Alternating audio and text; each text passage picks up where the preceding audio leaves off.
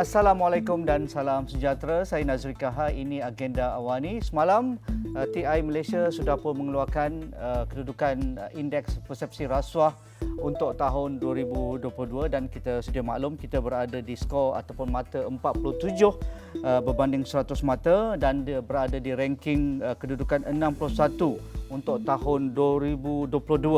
Ini merupakan kedudukan tiga tahun berturut-turut kita jatuh sejak tahun 2019 lagi, dan angka ini memberi sedikit persepsi dan juga realiti bahawa agenda memerangi rasuah masih jauh di hadapan dan kita tidak boleh berputus asa ataupun bergerak ataupun bekerja dengan biasa sahaja, tetapi perlu ada pendekatan yang lebih revolusi, yang lebih berani, kerana dengan kerajaan perpaduan ini dan diketuai oleh tokoh yang sentiasa berada di hadapan untuk menepani isu tata kelola baik, isu memerangi rasuah dan juga menghentikan segala ketirisan dan juga kecurangan hak milik harta ataupun wang negara. Jadi kita akan melihat perkara ini dari aspek gerakan massa ataupun gerakan sosial. Apa lagi yang boleh kita lakukan, dan pastinya Puan Nurhayati Nordin ada jawapannya, Ketua Pegawai Eksekutif Yayasan Sinar untuk Malaysia, #RasuahBusters. Assalamualaikum Puan Hayati. Waalaikumsalam, Hadri. Ya, terima kasih kerana sudi bersama saya Nazri Kaha pada malam ini. Mungkin reaksi RasuahBusters untuk melihat indeks persepsi rasuah yang kita jatuh 3 tahun berturut-turut dan yang terkini kita hanya mendapat 47 mata ataupun skornya berbanding yang terbaik pernah kita catatkan pada 2019 53 mata. Jadi apa reaksi RasuahBusters dalam hal ini? Ya Haji, kami melihat bahawa ini adalah satu petanda bahawa revolusi nilai yang kita lihat membantras korupsi yang sudah bermula di negara kita sebenarnya belum lagi betul matang. Walaupun saya yakin bahawa kebanyakan daripada rakyat Malaysia ataupun para pemimpin berkobar-kobar atau tentang anti korupsi, integrity, governance dan sebagainya, keputusan tersebut menunjukkan bahawa usaha ini masih perlu terus dilakukan dengan bersungguh-sungguh, kerana kita tahu bahawa satu impian besar juga memerlukan langkah gergasi, Haji Nazri. Bermakna bukan daripada satu pihak semata-mata, kerajaan saja yang perlu melakukan sesuatu, rakyat juga perlu melakukan sesuatu. Paling penting, semua pihak tahu peranan masing-masing dalam memastikan bahawa sama ada persepsi atau realiti anti korupsi itu benar-benar dapat diperbaiki daripada masa. Ya, kalau kita imbas sedikit apa yang berlaku 2022, ada beberapa perkara yang menjadi mungkin turning point bagaimana angka ini dilihat ataupun kerana indeks persepsi rasuah ini dilihat dalam beberapa indeks. Tetapi kita tahu ketika itu juga di bawah pentadbiran Perdana Menteri ke-9 Datuk Seri Ismail Sabri melakukan transformasi, iaitu perjanjian persefahaman MOU ataupun CSA dengan pihak pembangkang, dan kita sedia maklum dengan adanya persetujuan antara pihak kerajaan dan juga pihak pembangkang ini yang memberikan sedikit nafas untuk memberikan kestabilan kepada kerajaan, melakukan lebih banyak agenda-agenda membantu rakyat, dan kita tahu juga ia memberi satu kekuatan kepada Parlimen. Kerana inilah Dewan yang tertinggi untuk menggubal undang-undang berkaitan dengan anti rasuah, mengurangkan ketirisan dan juga melihat beberapa langkah reformasi institusi. Adakah agenda ini tidak perlu dihentikan, perlu diteruskan oleh pentadbiran yang terbaru ini untuk memastikan semua pihak, terutamanya ahli politik, mesti ada kehendak politik ataupun political will melakukan gerakan sosial ataupun gerakan yang besar memerangi rasuah, Puan Yat? Tentunya sesuatu gerakan ataupun reformasi institusi yang sudah dimulakan ataupun sudah pun dilaksanakan perlu diteruskan, dan apa-apa usaha yang telah dilaksanakan oleh kerajaan terdahulu yang terhenti, boleh saya katakan akibat daripada mungkin perubahan pucuk pimpinan dan sebagainya, ianya harus diteruskan. Saya bagi contoh, apa yang perlu dilakukan adalah kebersamaan kerajaan masyarakat dan masyarakat sivil yang harus diteruskan. Contoh pada sebelum ini, reformasi institusi dibantu juga oleh masyarakat sivil, pakar dan profesional dalam kumpulan rentas Parti Parlimen Malaysia untuk kita melihat ke hadapan bahawa persepsi rasuah kita ni dapat ditambah baik adalah dengan wujudnya transformasi undang-undang seperti yang dicadangkan sebelum ini, dan tentunya ini harus diteruskan. NACP contohnya sudah lama tetapi masih kita lihat tidak dapat sepenuhnya dilaksanakan. Kami yakin bahawa perkara yang sudah sedia ada tidak harus dibiarkan menjadi sesuatu yang sudah berada di landasan, kita harus teruskan, dan kompetensi pegawai-pegawai yang menjadi skala terpenting untuk kita lihat dalam menentukan persepsi rasuah ini, kita perlu perbaiki. Prestasi dan sebagainya itu semua perlu ditambah baik. Soal tata kelola dan sebagainya juga perlukan pemantauan.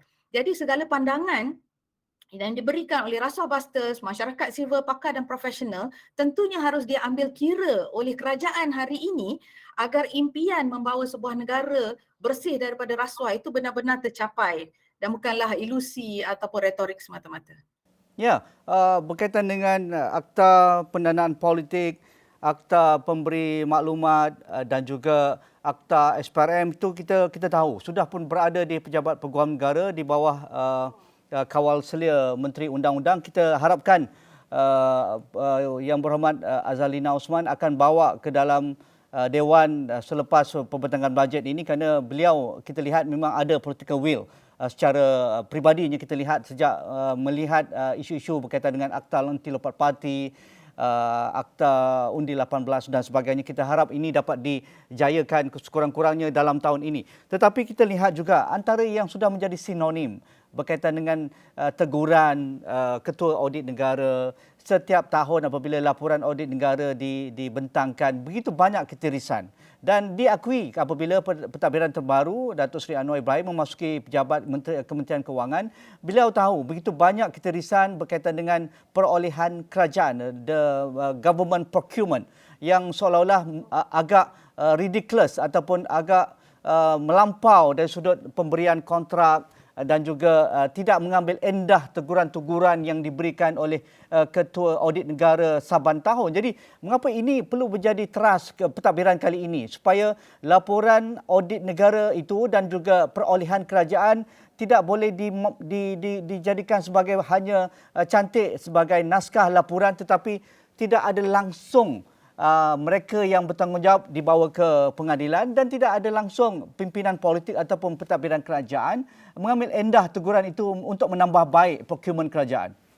Ya, saya rasa ini adalah satu sisi yang cukup penting kerana perkara yang sudah diulang-ulang tetapi tidak ada tindakan ataupun tindakan terlalu perlahan sebenarnya, Tuan Haji. Jadi apa yang perlu kita lihat di sini adalah kita perlu memperkasakan radical movement for information. Bermakna selain daripada kita melihat ketidaktelusan akibat kemungkinan besar kerana kita tidak ada satu perundangan khusus berkenaan perolehan, yang itu pun kita perlu lakukan sesuatu. Bermakna pemantauan harus dibuat daripada sudut pelaporan dan sebagainya dengan lebih teliti. Pelantikan, kompetensi, inilah tata kelola dan tadbir urus yang perlu dibuat pending satu-satu law enforcement itu boleh berlaku. Selain daripada itu, apa yang kita lihat adalah freedom of information ataupun ketelusan dalam kita memberi maklumat ataupun media, ketelusan media dalam menyampaikan sesuatu maklumat sebagai moral agent moral yang bertanggungjawab menyampaikan sesuatu berita, itu kita tak patut sekat. Itu satu perkara yang amat penting. Jadi ini adalah satu perkara yang saya yakin harus diambil kira oleh rakyat dan masyarakat untuk jadi mata telinga yang berani untuk ke depan. Seperti saya katakan tadi, untuk kita melakukan suatu perubahan bukan di satu pihak saja. Jadi di pihak di mana yang kita boleh lakukan, kita harus berani ke depan dan memberikan maklumat-maklumat melalui saluran-saluran yang tepat dan betul. Supaya impak yang kita lihat, CPI ni baru sikit lah saya kata salah satunya. Kita ada banyak impak-impak lain lagi yang memberi kesan akibat daripada ketirisan atau kebocoran di sana sini. Jadi impaknya tentu kepada ekonomi, kepada sistem sosial, kepada pendidikan, pengangkutan yang kita semua tahu. Jadi mengurangkan atau to mitigate this, semua pihak kena berperanan. Daripada sudut pentadbiran, daripada sudut rakyat umum, dan kerajaan tentunya tidak lagi boleh berdiam diri. Rasuah Buster sebagai sebuah gerakan rakyat, kita akan meneruskan ground swelling, berjumpa dengan masyarakat dan akar umbi untuk memberikan kefahaman bahawa betapa pentingnya mereka untuk melapor, tak kira dia adalah seorang pekerja restoran, penjawat awam atau sesiapa pun. Ini adalah tanggungjawab moral yang perlu dilakukan untuk menyelamatkan negara kita, diri sendiri dan juga masa depan. Ya, ia perlu dilihat dari aspek walk the talk ataupun bukan hanya berretorik semata-mata. Ia tidak boleh lagi dianggap sebagai satu perkara yang hanya sedap didengar ataupun manis di bibir, tetapi perlu ada tindakan selanjutnya dan follow up dan follow through untuk memastikan ada accountability di situ. Misalnya pada 2022 antara skandal terbesar dibongkar oleh masyarakat sivil termasuk pemimpinan politik adalah pembelian kapal pesisir LCS yang sudah pun dibayar kepada kontraktor sekitar 6 bilion. Tetapi kita tahu apabila pekerjaan bertukar dan pentadbiran Kementerian Mindef atau Pertahanan bertukar, pastinya kita dengar kata kapal yang akan diserahkan kepada kerajaan kemungkinan hanya 5 kapal berbanding 6 kapal. Dan kita tidak mendengar kekuatan kenyataan daripada Menteri Pertahanan sendiri sehingga hari ini untuk meneruskan siasatan siapa yang bertanggungjawab, ke mana hilang duit tersebut dan memastikan procurement Mindef ini yang sentiasa perlu dilihat secara dekat kerana terdedah untuk penyelewengan dan juga ketirisan tidak dapat kita dengar setakat hari ini. Pandangan Puan Yati? Ya, itulah kelemahan yang sebenarnya memberi kesan kepada Corruption Perspective Index kita.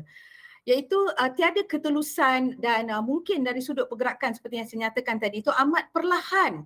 Dan ini adalah akibat yang kita lihat jelas bahawa inkompetensi, tidak ada kompeten pihak-pihak atau pegawai-pegawai yang terlibat, sama ada daripada sudut permulaan procurement itu diperolehi, daripada sudut perundangan, daripada sudut consultation dan sebagainya, dan akhirnya laporan itu tidak sampai sama ada ke peringkat parlimen ataupun kepada rakyat sendiri.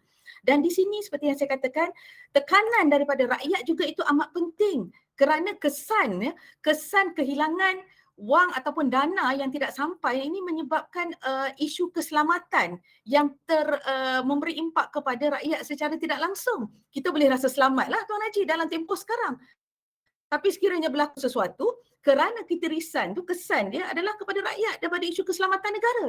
Jadi tekanan ini saya katakan bahawa kerajaan pada hari ini saya yakin tidak harus boleh berkompromi lagi tentang kelewatan-kelewatan atau ketirisan yang sebegini dengan memulakan satu culture politik yang sihat. Kerana kadang-kadang kita tahu bahawa deviation kepada isu-isu yang tidak penting dia menyebabkan agenda-agenda penting kepada rakyat ini tidak dilihat penting pada sesetengah pihak. Jadi kepentingan prioritization kerajaan ataupun pihak-pihak yang berkenaan untuk melihat di mana letaknya sebenarnya isu-isu kepentingan seperti keselamatan negara, isu masyarakat yang lapar, ya, yang memerlukan sepinggan nasi setiap hari. Inilah isu sebenarnya yang perlu dilihat, bukan daripada sudut-sudut yang tidak harus diberi perhatian tetapi tersilap diberi perhatian kepada isu-isu sebegitu.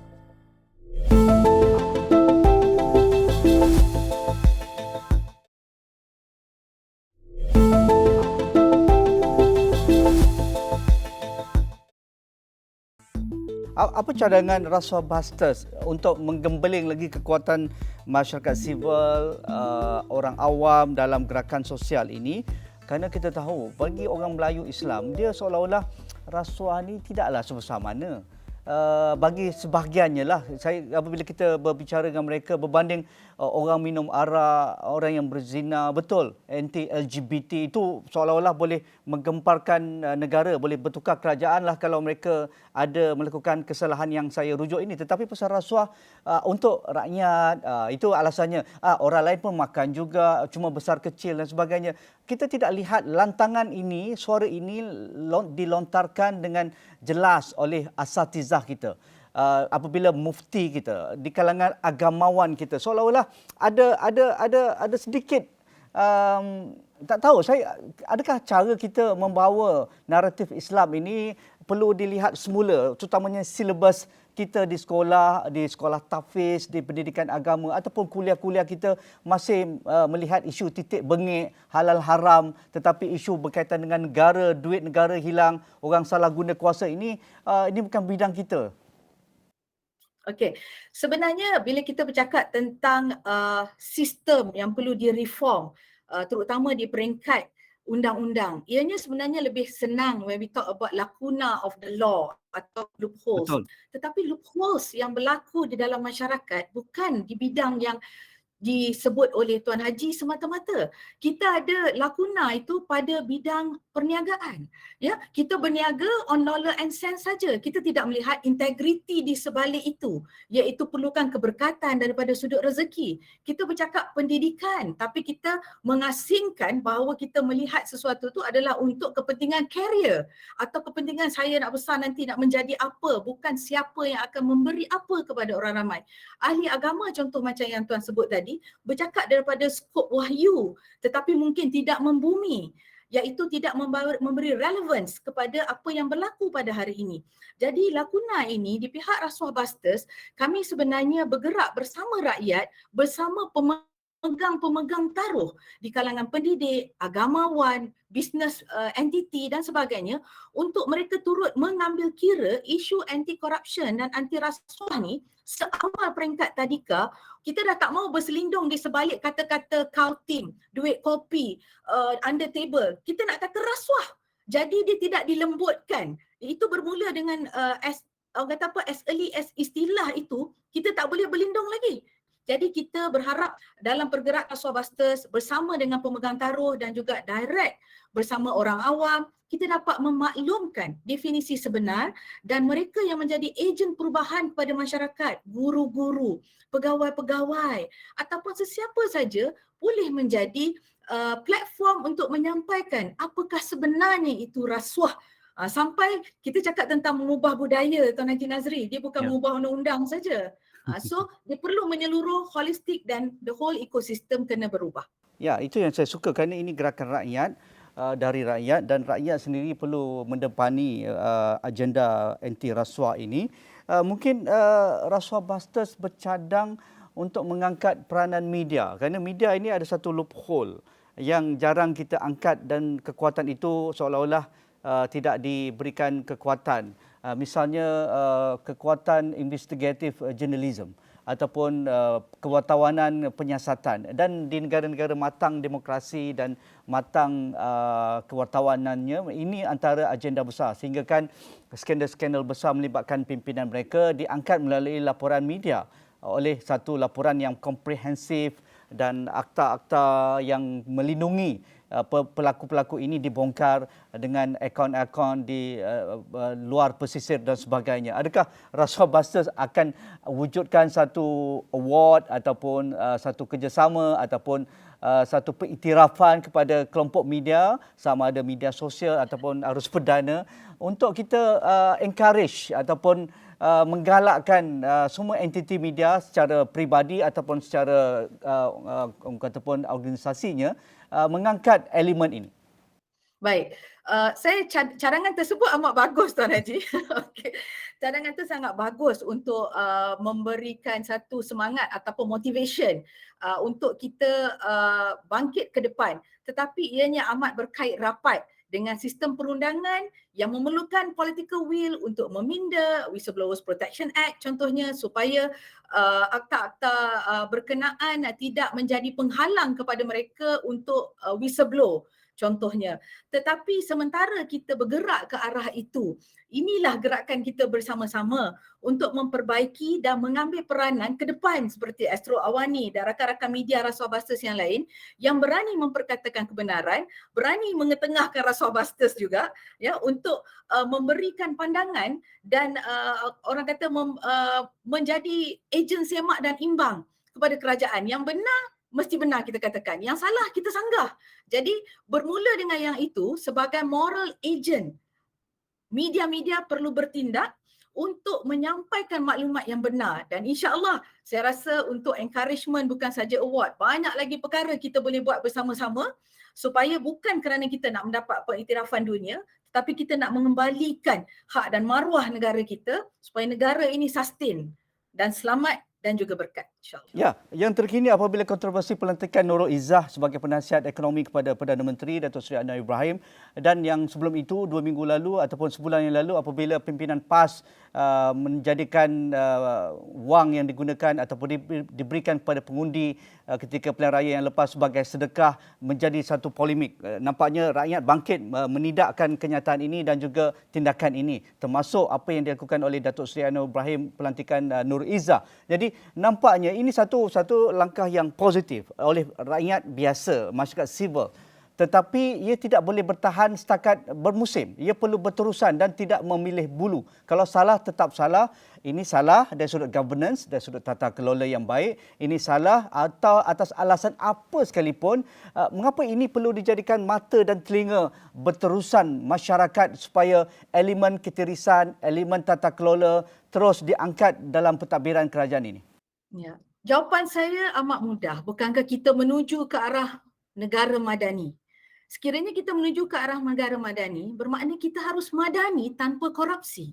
Jadi ini adalah jelas, sekalipun kita membawa agenda-agenda pembangunan negara, kita mesti matang daripada pelbagai sudut dan kita mesti kita kata apa, concurrent ya, dengan apa yang diinspirasikan oleh pihak Perdana Menteri dan sebagainya.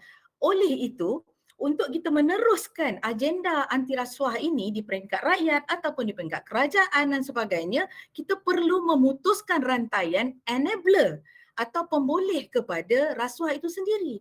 Jadi bercakap tentang rakyat yang mula bercakap, saya juga bersyukur kerana ini menunjukkan tanda-tanda positif bahawa semua sudah recognize ataupun mengiktiraf peranan masing-masing, yang mereka tidak perlu berada dalam posisi kepimpinan, tetapi kullukum ra'in, mereka kita semua adalah pemimpin kepada diri kita, keluarga kita, bertanggungjawab menjaga diri negara dan keluarga supaya keadaan ini tidak berlaku. Sebab mungkin hari ini berlaku pada Perdana Menteri tentang isu nepotisme dan sebagainya, berlaku pada apa yang disebutkan oleh Presiden PAS contohnya. Tetapi kalau tidak dihentikan dan ianya jadi bermusim, maka perkara ini akan berulang. Dan timbullah isu seperti mana yang disebutkan tentang Ketua Audit Negara, perkara itu hanya berulang-ulang tetapi tidak langsung diambil tindakan. Bermakna the walk, kita panggil apa, the drumbeat. Drumbeat ini tidak boleh kita hentikan kerana ini adalah isu harian kita. Isu yang berlaku nepotisme ni dia bukan berlaku di peringkat Perdana Menteri ke ataupun Ivanka Trump dan sebagainya. Ia berlaku di dalam institusi yang kecil, sekolah boleh jadi, dalam organisasi-organisasi lain yang menimbulkan rasa ketidakadilan dan kezaliman. Tapi yang paling penting pada pihak Rasuah Busters, kita perlu mengelakkan konflik-konflik yang memperlahankan pembangunan dan agenda penting yang perlu kita lakukan. Kalau setiap kali konflik itu timbul dan kita kena answer to that conflict, bias, prejudice dan sebagainya, it's very difficult if you want to move on. Dia jadi satu batu penghalang yang tak mampu kita elakkan kecuali menjawab dan berdepan, dan ini macam saya katakan memperlahankan agenda keutamaan yang sudah kita aturkan. Okey, Puan Yati, untuk 2023, Puan Yati dan Rasuah Busters yakin indeks untuk tahun hadapan untuk merujuk pada 2023 CPI kita akan lebih baik dengan beberapa kenyataan dan kehendak politik yang sudah pun dimulakan oleh pimpinan terbaru ini, dan kita tahu ini merupakan satu kerajaan perpaduan dan rakyat nampaknya lebih peka, lebih prihatin, dan sebab itu apa yang berlaku mereka cepat memberikan reaksi berbanding pentadbiran yang lalu. Pada mereka memang mereka dah jadi macam tu nak buat macam mana. Tapi yang ini tidak begitu sensitif. Mereka ingin bersama agenda reformasi, mereka ingin mengangkat tata kelola yang baik, dan saya rasa kalau ini dapat dilakukan, diteruskan, ada stability dan juga continuity yang bagus, kita harapkan SPI 2023 akan lebih baik, Puan Yati. Ya, insya-Allah saya yakin sekiranya ianya diteruskan dan kita maintain momentum, ya. Kita perlu maintain the momentum untuk sentiasa mengambil peranan, menegur dengan cara konstruktif. Bukan kita menegur Betul. kerana kita just be part of the citizen dan kita nak bercakap apa kita nak cakap. Kita perlu ada kematangan daripada sudut politik kita, kematangan daripada sudut pemikiran, daripada sudut pelbagai sudut. Jadi sekiranya ini kita lakukan, saya rasa kita boleh mencapai lebih baik daripada apa yang kita jangka. Dan keduanya konsistensi. Selain daripada kita kekalkan momentum, kita perlu konsisten dan kita betul-betul kena istiqamah. Maknanya konsisten, jangan putus asa, always sentiasa ingat tentang the do's and don'ts. Maknanya untuk kita memperbaiki CPI, bukan CPI saja, negara kita tu sendiri, ya, perlu ingat tentang apa yang perlu kita lakukan, apa yang tidak boleh kita lakukan. Yep. Jadi manajemen risiko itu akan memastikan apa yang kita cita-citakan insya-Allah tercapai. Ya, Rasuah Buster ada mengeluarkan kenyataan dan merujuk kepada laporan-laporan sama ada SPRM ataupun laporan audit negara. Jika kebocoran kita dapat elakkan, ketirisan kita dapat tutup dan juga salah guna kuasa wang rakyat ini dapat kita benteras sebaik mungkin, antara 6 bilion ke 10 bilion ringgit saban tahun kita boleh selamatkan dan kita boleh laburkan untuk pembangunan yang lebih baik untuk kesejahteraan rakyat keseluruhannya, kerana ini merupakan negara yang baik, negara yang penuh dengan bakat yang baik-baik dan orangnya penuh dengan rasa wisdom untuk membantu negara. Terima kasih Puan Nurhayati Nordin, Ketua Pegawai Eksekutif Yayasan Sinar untuk Malaysia dan juga Rasuah Busters. Sekian sahaja bersama saya Nazri Kahar malam ini. Assalamualaikum, kita jumpa lagi.